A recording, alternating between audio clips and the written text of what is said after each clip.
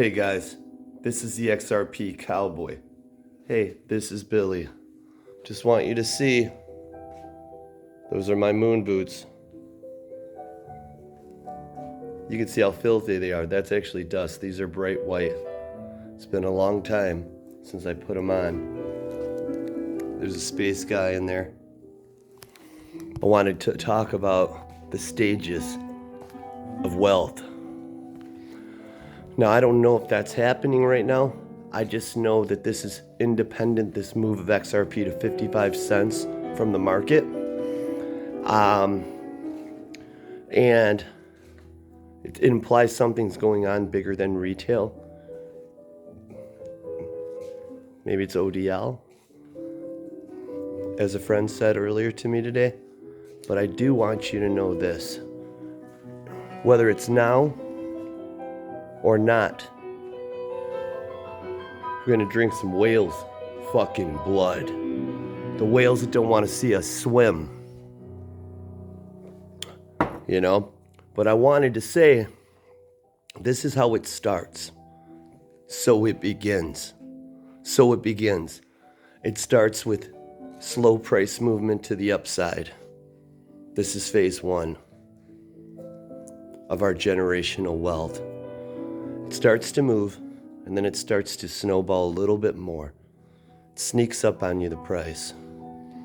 And then before you know it, in a week and a half, it's up 100%. People made money, gets kicked back down, maybe 20%. Then it continues on. Phase two is the exchanges. They start buying when they sense the settlement is near, or maybe they know it's near. Maybe they have inside information, because they don't want to wait for settlement, because they're not going to liquidate all their free funds for $10 XRP. Okay? They'll just run through all their money. They won't have the supply. There's too many exchanges. There's too many whales. There's too many major investors that are waiting for this, and they're going to be buying. A lot of these people will be buying after, but we will see all-time highs. That's phase two, when all the institution and whales know something, and it goes to all-time highs before settlement, before we know about it. But we're gonna know about it, because we know what we know. We know what we own. We know the price will move before the settlement. It'll be too late for people waiting. This ain't an Apple stock. We're not waiting for earnings. We're not buying it up 10%. If we wait until after earnings, or should we call it a settlement, in this case,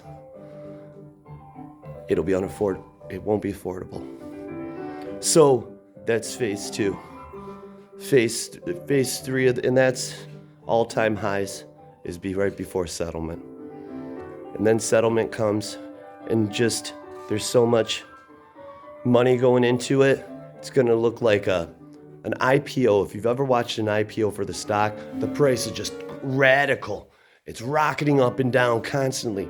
But in XRP's case, it'll be trending up, but jumping 30%, 40%, not these 10, 20%, 5x. It'll have the volatility of of 10x what an IPO is. To the upside, though, it'll be staggering upward. And then we can't determine what that price will be. Will it be 10, will it be 12, will it be $100, will it be more? We've never seen something like this before, is what I'm saying. That'll be phase three. And then what'll happen is, after whatever the all-time highs are, wherever it ends up, it'll stabilize. And then I have to imagine, it will correct, I want to say 50%, but probably 40%. And it'll just slowly trend up as ODL and the real utility is being used behind the scenes, but it's not really open to us yet. So we'll see that price move back to the all-time high of whatever it is. Let's call it $1 quadrillion. Clearly it's not that, but it'll stagger back up slowly and steadily to that price.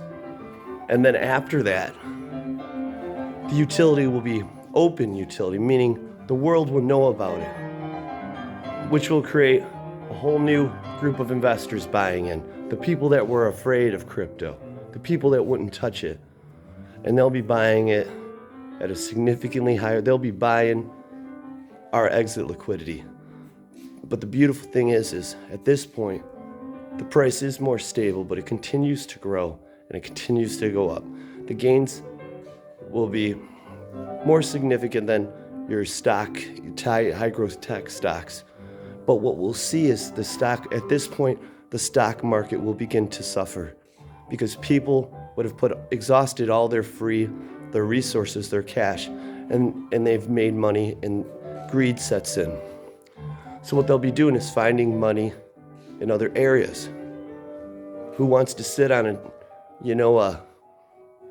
something bringing them in 10% in the stock market when they can make 30, 40, maybe 50% gains, depending on where we are in the cycle?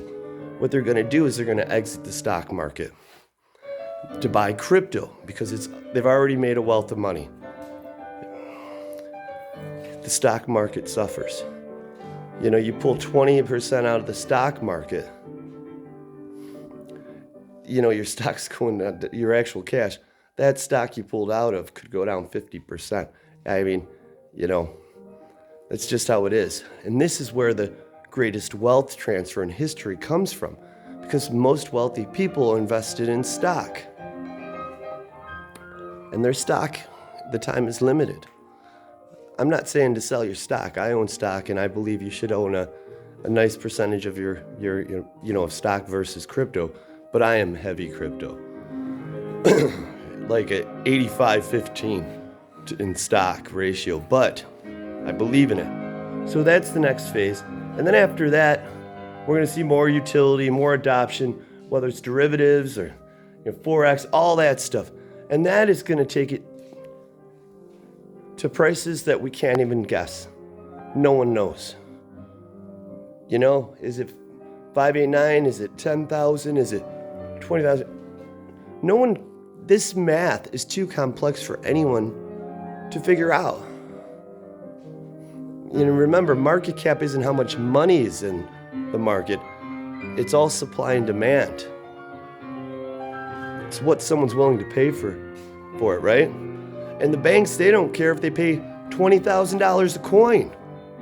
I'm not implying it's going to that, but they don't care because they're trading dollars, for crypto, and then they're settling on the other end. It's not their money. They're just making the fees, but it's something to think about. But these are the growth phases. And depending on where your exit is, I would say that's what you're waiting on. And I would also say cash out when you can pay everything you own off with 50% of your bag. Then hodl the rest. And try not to, if you have kids, save 10% for them.